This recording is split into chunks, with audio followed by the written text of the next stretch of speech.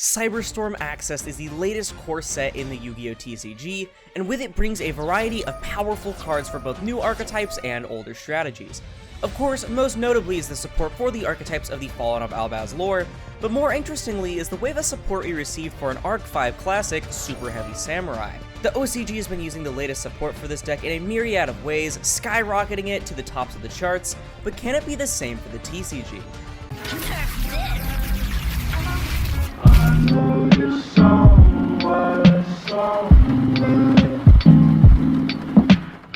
What's going on, everybody? It's RoarYJ coming at you with a brand new video, and today I just wanted to showcase my brand new Superheavy Samurai list that I made for the post-Cyberstorm Access format. As a TLDR, Superheavy Samurai is an archetype revolving around not using spells and traps, attacking while in face-up defense position, and dealing a large amount of damage. It used to be a bit of a clunky beatdown strategy, but with the latest support given to it out of Cyberstorm Access, it's become a crazy strong combo deck that can dip its toes into some of the best endboard pieces in the game, and it all starts with Superheavy Samurai Prodigy Wakaushi. As a heads up, I'm going to absolutely butcher most of these names, probably. I do not know how to say these, I just know Benkei and stuff like that, so please bear with me. But Wakaushi is a dark level 4 machine pendulum, scale 8, with the pendulum effect saying if you have no spells or traps in your graveyard, you can place a Superheavy Samurai pendulum monster from your deck in your pendulum zone, except for Wakaushi, and then special summon this card, and you can only use this effect once per turn. And if you have no spells and traps in your graveyard, you can discard a monster, special summon a Superheavy Samurai monster from your hand or deck in defense position. Also, you cannot special summon monsters for the rest of this turn except Superheavy Samurai monsters.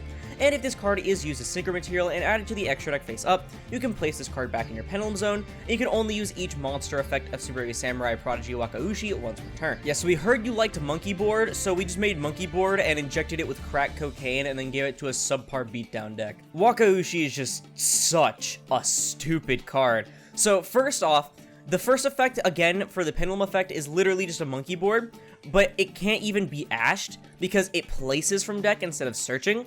So not only are you getting a brand new pendulum to replace the one that you just lost out of your scale, but you're also getting a free level 4 tuner body on board. Funnily enough, you don't actually too often, at least going first, use the first monster effect. Yeah, believe it or not, the summon from hand or deck by discarding a card actually isn't very great, but it's mainly just because it locks, and, you know, playing even 2 Superheavy Samurais in the extra deck, it was kind of a stretch for me, and it's mainly just showcasing what the new stuff can do. But the second monster effect in order to place it back into the scale is actually huge because it means that you can do all of your combo plays, or at least some of them, sorry, and then place this card back into your pendulum scale so that you can pendulum summon after doing a bunch of combo stuff, which funnily enough makes this a more potent pendulum deck than a lot of the actual pendulum archetypes. The thing that you're going to be placing off of Wakaushi's effect is the brand new Superheavy Samurai Monk Warrior Big Benkei. It's basically just a pendulum retrain of Big Benkei, their original boss monster.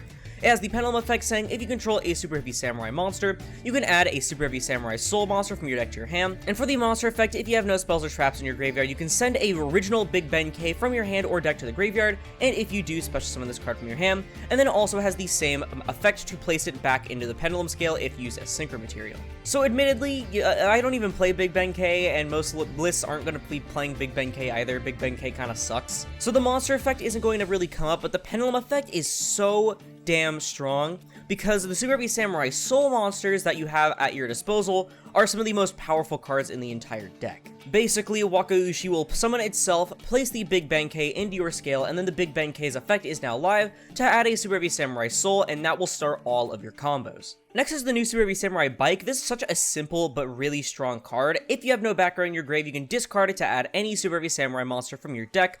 And also, once per turn, you can target a machine monster you control and increase its level by 2. Honestly, it's just such a nice, simple card, so you discard it to get free extra consistency, so it's 3 more copies of your 1-card starters in the deck. And then the second effect doesn't come up too often, mainly you just want to keep it as a level 2. But it also can help for the situations in which you don't have a level 4 tuner otherwise, because there are only 2 actual tuners in the main deck for this deck, but it can actually really help you synchro climb, up into your really big synchro monsters. We've also got 3 Superheavy Samurai Wagon that says on summon you can change its battle position, but mainly, most importantly, you can switch it from face-up defense to face-up attack, and then add a Superheavy Samurai Soul from your deck to your hand.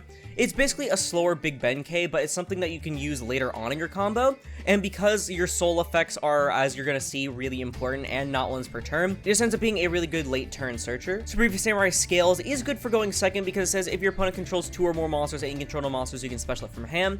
But most importantly, if it's summoned, period, you can target a level 4 or lower Superheavy Samurai in your grave and summon it in defense. It's really good extension, especially off some of your effects that allow you to special summon from the deck. And then the real kicker of the deck, as we dip into the soul section of the deck, is Superheavy Samurai Soul Piercer.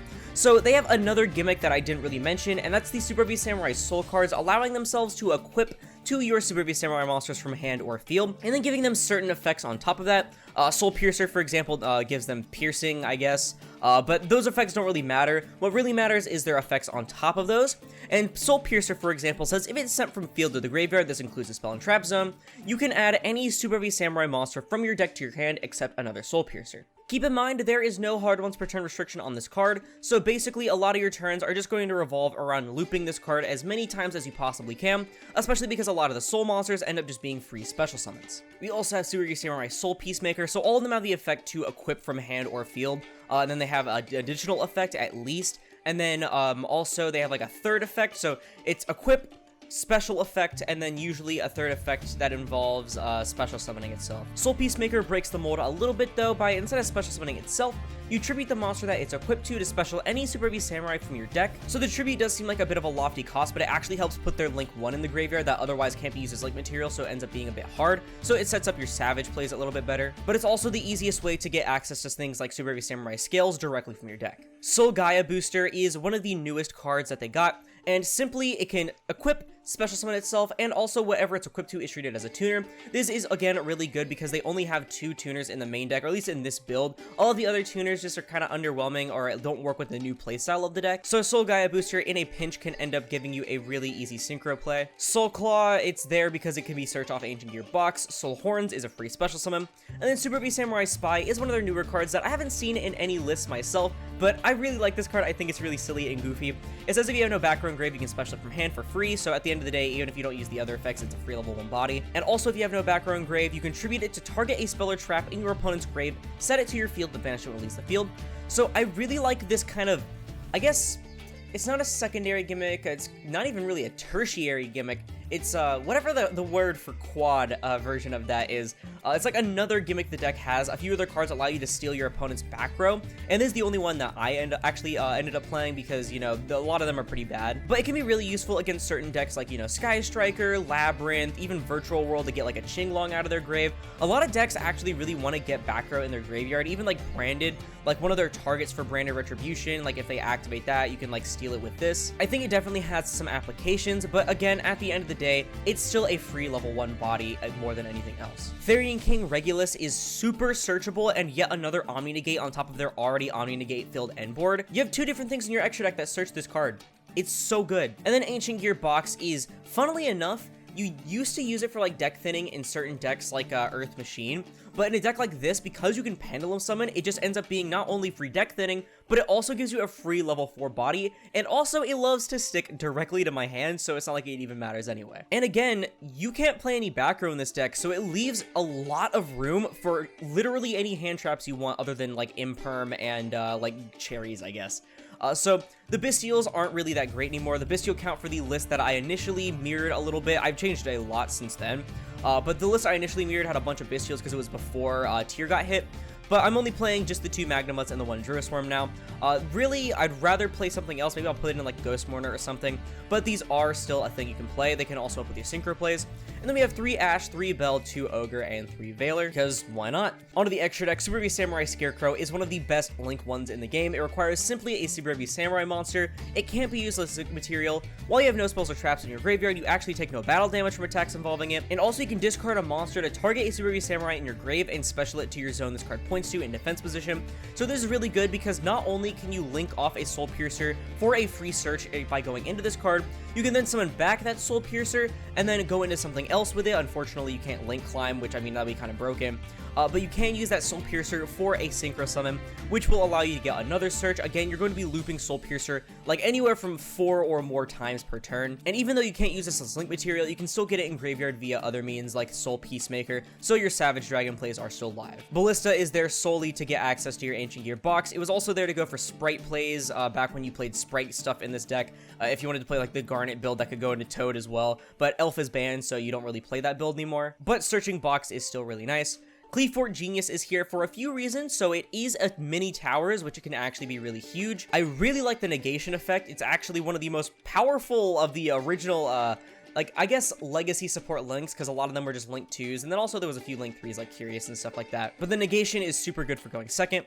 But then also the third effect, you can actually Pendulum Summon in this deck, and you actually frequently do it. And so you can search Regulus off of this in case you don't want to go into your rank 4 plays. IP Masquerena is a common piece on your end board, and you can climb into either Unicorn or Underworld Goddess using it. Abyss Dweller is still one of, if not the most powerful rank 4s in the entire game. Spriggan's Merrymaker is here to climb into your gigantic champion Sargus, who is simply there to grab your Therian King Regulus in case you don't get it off your Genius. Not to mention, if you also have an Abyss Dweller on board, you can actually get the pop effect of this card. Superheavy Samurai General Shanao, I don't know, I'm going to say Shanao, is one of their brand new Synchro monsters. It is a Synchro Pendulum, with the Pendulum effect saying when an opponent's monster declares an attack, you can special summon this card, and then if you have no backer in your grave, you change that opponent's monster's attack to 0 and negate its effects. Keep in mind that is not until the end of the turn, which is pretty nice. And then for the monster effect, it can attack while in face of defense, and you apply its defense for damage calculation. And then once per turn during the battle phase, if you control the Synchro Summon card, quick effect, you can special summon a Superheavy Samurai from your graveyard or face up back row, and then place this card in your Pendulum Zone. Honestly, this card isn't too great. It can help you go for some pretty jank OTKs by like equipping a really big Superheavy Samurai body with Regulus and then like summoning it from your back row. I mainly just wanted to showcase it in the extra deck to showcase some of the new stuff. We're literally playing at least one of every new card except for one of them because it was just that like mediocre. But honestly, you could probably replace this with literally anything else. Excel Synchro Stardust Dragon on summon says you specially a level 2 or lower tuner from your graveyard, and that's all you need to know because it just helps you access your bike from your graveyard to go into a free Baron. Savage Dragon is one of the many Omnis you can put on your end board, though it's not going to be there all the time. Baron is going to almost always be on your end board and kind of makes your end board nib proof because if they nib a bit too early, then like before you make the Baron, you still have other plays you can do. But if they don't nib, then they're just going to run into the Baron. And then Superheavy Samurai Overlord Masurao is their other new Synchro. It's a level 12, very big and beefy, 2100 by 4k. You can attack while in defense just like Shanao. And if a Superheavy Samurai monster you control be destroyed by Battle Arc artifact, you can destroy a different Superheavy Samurai card you control instead. So this can trigger like the floating of a Soul Piercer in your equip zone. But the cooler thing about him is that once per turn, if your opponent activates a spell or trap card or effect, you can draw until you have 3 in your hand. Again, this is a deck that plays a million different hand traps. So if you draw a hand that's like all gas and you spew it all on the board, all your opponent has to do is activate a single back row, and you can draw 3, which can potentially be 3 hand traps. Cards that I'm not playing, but that you could play. I really want to, if I end up cutting Shanao, I really want to play Steam Train King. It's another level 12 Synchro. This was their original really big boss monster. It requires a Superheavy Samurai tuner and 2 or more non-tuner Superheavy Samurai, so it's a bit harder to make, but I'm pretty sure this card is worth it enough just from the effects and the stats. It is 2k by 4800, by the way. It can attack while in defense, so keep in mind, almost 5k defense there. And then once per turn, you can discard up to 2 cards to target that many cards your opponent controls and destroy them. So it's free targeting, destruction, removal for up to 2. And it also says once per turn, you can banish all spells and traps from the graveyards. And if you do, your opponent takes 200 for each card banished. So again, I said Spy already earlier was pretty good against a deck like Striker, Labyrinth, etc. This basically takes Spy and it puts it on crack, really. Like, not only are you, especially against like a Sky Striker or even a Runic player as well, you're not only banishing all of their important resources from their graveyard that 99% of those decks cannot get back at all, but you're also burning them for 200 per, on top of an almost 5k body. Like, you are going to be doing a lot of damage with this card. I really love this card. I think it's so cool. And then the one Big Benkei in here. If you really want to get the Big Benkei Monk Warrior out of your hand, you can play this if you want. All it does is attack it, let all your things attack in defense, and you can change its battle position on summon. Basically, you would literally only be playing it for the Monk Warrior. So that is it for my Superheavy Samurai deck list post Cyberstorm Access. I'm certain you're probably tired of hearing me talk about cardboard though. Let's go ahead and see this deck in some action. Alright, so we got a game against someone named Guy, and we won the rock, paper, scissors. Hopefully they don't scoop, because literally everyone keeps scooping, and this is an interesting hand, because 3 Soul Peacemaker seems bad, but we actually do have one of our 1-card combos. We have so many 1-card combos in this deck, and that is the Waka Ushi in this instance. So we're going to use the Wakaushi to place the Big Benkei, and we're going to use the Big Benkei in order to search our Soul Piercer. Again, I'm really just hoping they don't scoop, because literally everyone just keeps scooping and I want to cry. I've been sitting here for almost like an hour and a half now trying to record these replays. Let's go Soul Piercer into Scarecrow. This will trigger the effect of Soul Piercer. We're going to search probably for the bike, so we can get the bike in the graveyard for our plays with the Excel Synchro Stardust Dragon. We're going to activate the bike. Whatever we search here doesn't really matter too much, but I'll go ahead and grab something like Spy, because this can actually turn into a separate disruption. Next, we activate the effect of Scarecrow. I'm going to discard one of our many Soul Peacemakers in our hand in order to summon a Soul Piercer to the zone that this card points to. And then next, we can go both of these into the Excel Synchro Stardust Dragon. First time all video I've been able to summon this card, because everyone keeps scooping, or I mess up the combo, or I brick. So let's go Chainlink 1 Soul Piercer, 2 Stardust Dragon, and 3 Wakaushi to place itself back into the Pendulum Scale. A bunch of chain links here, but it's so good here, because now we have a level 8 and a level 2 tuner on board. And let's see, so usually we search the Soul Peacemaker here, but we already have it. So I'm going to go ahead and just search the wagon preemptively. We usually just search it for the combo anyway, so let's grab it a bit earlier. And then now, even if they have an Abiru, they're going to have to stand up against our Baron de Fleur that we now have on board. And next, we're going to use our Soul Peacemaker, equipping to our Scarecrow directly from the hand. I keep wanting to call things Scareclaw now. But next, we can use the Soul Peacemaker, tributing the Scarecrow in order to summon from the deck our Superheavy Samurai Scales usually, but I just remembered I drew it.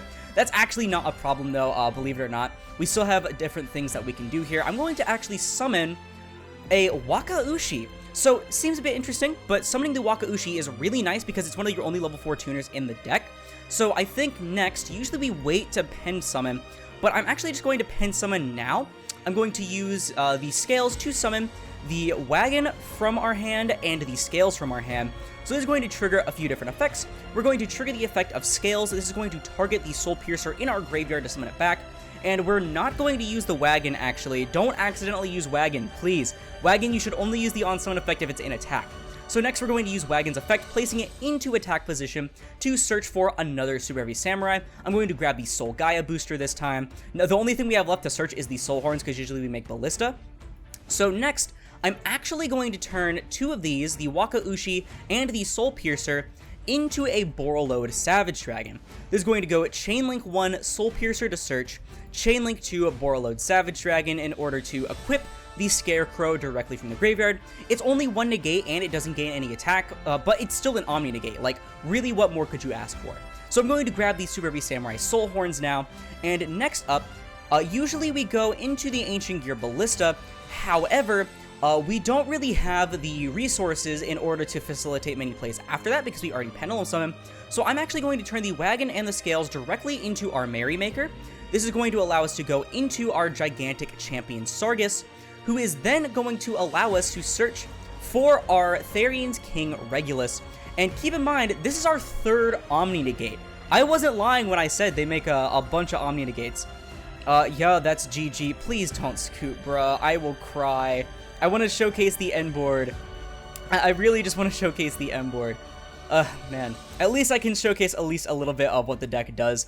So we do get to special the Spy here at least, and then we can go into an IP Masquerena. So admittedly, we could do more here if we had anything else. Not playing through 3 Omnis without a board breaker. Understandable.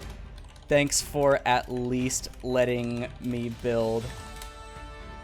Alright, so they did end up scooping, but at least they were honest, because to be fair, how are they playing realistically through 3 Omni Negates plus an IP Masquerena? This is just a taste of what the deck can do. Usually there's another body on board for a Unicorn play, but usually we don't always go into the Savage, but we almost always have the Regulus and the Baron.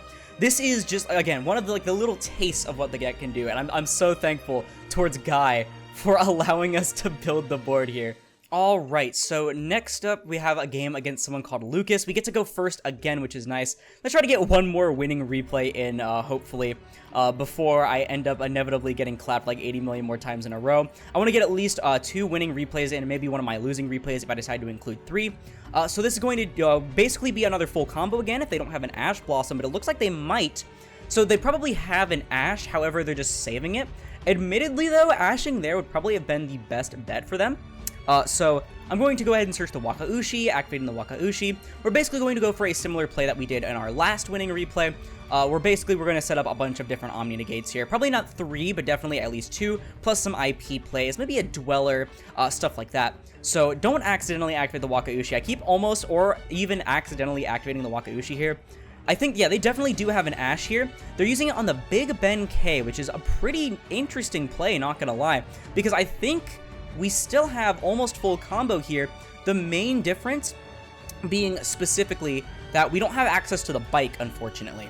Unless we go for maybe a different route here, because we do already have the Soul Peacemaker, and we have another, no, we don't actually have another Soul Piercer in the grave. That's the one we just summoned from the graveyard, idiot. I think I might just go for a little bit of a different play here then, just to showcase how you can play around hand traps. I feel bad, I just made that person wait for like a few seconds there because I was looking at an email. But let's go ahead and activate our Soul Peacemaker already. We're going to tribute the Scarecrow, not Scareclaw, stop trying to say Scareclaw. I'm going to summon, I think because it's one of our only times we can summon from deck, I'm going to summon the Scales just to get the level 4 out and get the extra body out of the graveyard. This is going to summon our Wagon, and then we can at least preemptively trigger Wagon without having to Pendulum summon it. So let's not use the effect of Wagon on summon. Let's just use the effect to search here. So we did already use our normal summon, so we have to be sparing at least a little bit with what we search here. So I'm going to grab the Soul Gaia booster. If only we could grab the bike. If we could grab the bike there, that'd be amazing. But I am going to turn... probably, because we can go into the Excel Synchro Stardust, but the problem is that without the bike, it doesn't really do much for us. So let's go ahead, and we definitely need to go into a Synchro with the Wakaushi anyway, though. So I am going to use the Soul Piercer and the Wakaushi to go into the Savage Dragon. This is still going to trigger 3 effects, like when we go for the Excel Stardust. So it's going to go Chainlink 1 Soul Piercer, Chainlink 2 Savage Dragon, and Chainlink 3 Wakaushi. The reason we always go Chainlink 3 Wakaushi is because unless they're playing like Gamma, they don't have anything that can really respond to the Wakaushi compared to the other things. So let's equip the Scarecrow to our Savage Dragon. I keep wanting to say Scareclaw for like so many different things, so I'm actually going to go for the Superheavy Samurai bike here, and we actually get to go for the Baron anyway, y'all, because we can use bike here. Bike can add, again, any Superheavy Samurai. It's just like Soul Piercer. I'm going to grab the, probably the Spy from our deck, and we actually, remember, Soul Gaia Booster can turn our monsters into tuners if it's equipped to them. So we're going to equip to the Scales, and we're then going to use the Scales and the Wagon for the Excel Synchro Stardust Dragon, allowing us to use the Excel Synchro Stardust Dragon, summoning back the bike that we searched off the Soul Piercer in order to go into our Baron de Fleur anyway. Y'all, this deck is crazy. Also, we can hard make Sargus using both of those, which I think is pretty funny. And keep in mind, we already have 2 Omnis on board, and we haven't even Pendulum summoned yet. So I am going to special summon the Spy from the hand, and I'm then going to use Wakaushi and Big Benkei to Pendulum summon our Superheavy Samurai Wagon. Unfortunately, we don't have the search effect again off of Wagon, but we can go into a Link play here. I think I'd like to just go into an IP Masquerena because honestly, why not? And it looks like that is going to be the end of our turn. So IP plus Baron plus Savage and an Effect Veiler in our hand honestly seems pretty nice against 5 cards in the opponent's hand. Let's just hope they don't have any board breakers here. That would be pretty unfortunate. At least hopefully they play it out though, or at least try to play through this. I want to see what they do. Vernisylph of the Misting Seedlings, discarding another Ash Blossom. So negating Vernisylphs is basically always morally correct because they end up being really hard negs in that regard. So let's see if they have another one. That's also like the best one to negate, by the way. That's like literally the best one in the entire deck.